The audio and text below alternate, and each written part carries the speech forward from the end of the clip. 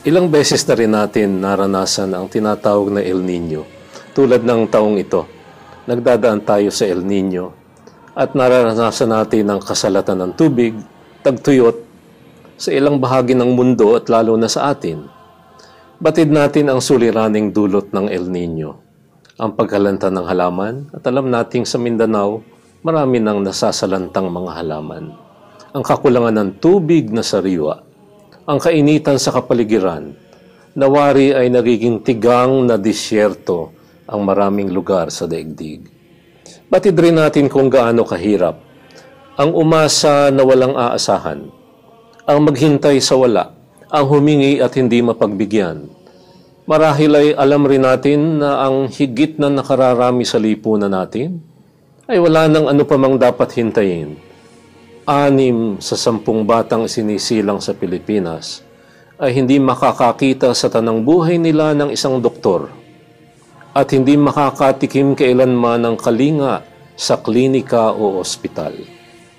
Sa kabila ng mga babala at utos ng Department of Health na mag-ingat sa pagkalat ng kung ano-anong mga sakit, alam ng lahat na walang kakayahan ang karamihan upang magpagamot.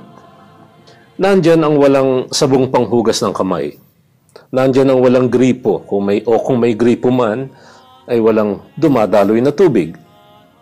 Nandyan ang aapat na palikuran sa libu-libong mga estudyante sa mga paaralang pampubliko.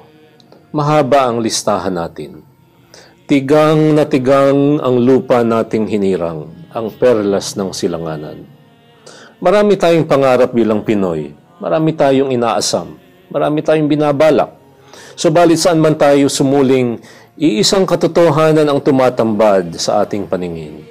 Ang lahat ng antas at sulok ng lipunan ay nagmimistulang tigang na ilang na hindi man lang dinadampian ng kaunting hamog ng pag-asa. Pag-asa. Ito ang isa sa mga pinapaksa na mapagbasa sa araw na ito. Ito ang pag-asang awit ni Zacarias para sa atin. Magpapadaloy ako sa bahay ni David at sa mga nakatira dito ng espiritu ng biyaya at paghiling. Titingalain nila ang kanilang niyurakan at magluluksa sila tulad ng pagluluksa sa kanilang tanging anak na lalaki at tatangis sila tulad ng pagtangis para sa isang lalaking panganay. Matalinghaga ang mga katagang ito. Ngunit mahirap unawaing ito ay tumutuon sa diwa ng pag-asa. Ang pag-asang ito ay nagbubunsod sa isang maramdaming panalangin na ating dinasal kanina. Nauuhaw ang kaluluwa ko sa iyo, O Panginoon. Ang pagkauhaw na ito ay tinugunan ng Diyos ayon sa sinabi ni Pablo. Sa pamamagitan ng pananampalataya, kayo ay naging anak ng Diyos kay Kristo Jesus. Subalit ang pagkauhaw na ito ay tinutugunan ng Diyos sa maraming paraan. Nariyan ang hula ni Zacarias at ang katuparan nito sa pagkatao at pagkamanliligtas ni Kristong Panginoon. Nandyan ang kaloob na kaligtasang naganap sa katauhan ng Panginoong Hesukristo. Pero hindi kabil-ani ng Diyos. Hindi ito isang one-way na daan. Mayroon din tayo bilang tagasunod ng Panginoon na ating sariling tungkulin, walang makagagawa liban sa atin. Ang tupa ay nakikinig sa aking tinig, ang sabi ng Panginoon.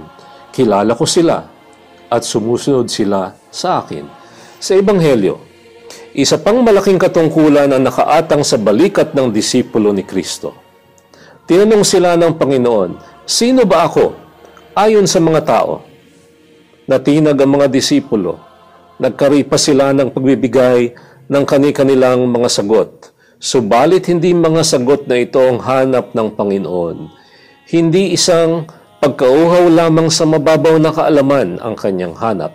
Ang hanap niya ay ang wagas, malalim, matimyas na pagkauhaw sa kung sino si Kristo para sa atin, kung sino ang Diyos para sa kanyang bayan. Tigang at tuyot ang daigdig na ito sa maraming bagay. Walang pag-asa kung ang pag-uusapan ay mga suliraning bumabagabag sa ating lahat. magulo ang mundo at lalong higit na magulo ang tao. Tuyot sa wastong paniniwala ang maraming tao. Ngunit ang disipulo ni Kristo ay hindi maaaring manatili sa tagtuyot o sa kadiliman ng kawalang kamalayan sa pananatili ng Diyos sa ating piling at sa kung sino siya para sa kanyang bayan.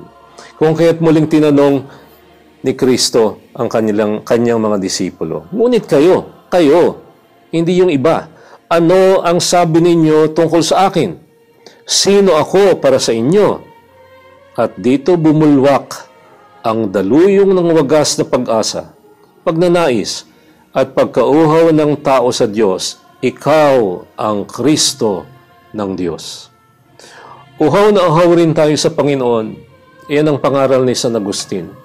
Sabi ni San Agustin, hindi mapalagay ang puso namin, Panginoon, at mananatili silang balisa hanggat hindi namin nakakamit ang kapanatagan sa iyo, O Panginoon. Ito ang daloy na dapat natin patuloy na pagyamanin. Ito ang tanda ng pagkauhaw na dapat nating ding patuloy na siya sa atin, bigyang kasagutan, kahit na ito'y nasagot na ni Kristo, kahit na ito ay nabigyang lapat na ng Diyos na mapagligtas. At ito po mga kapatid ang inyong kalakbay at katoto sa episodyong ito, sa linggong ito ng Puso sa Puso. Isang maligayang linggo sa inyong lahat.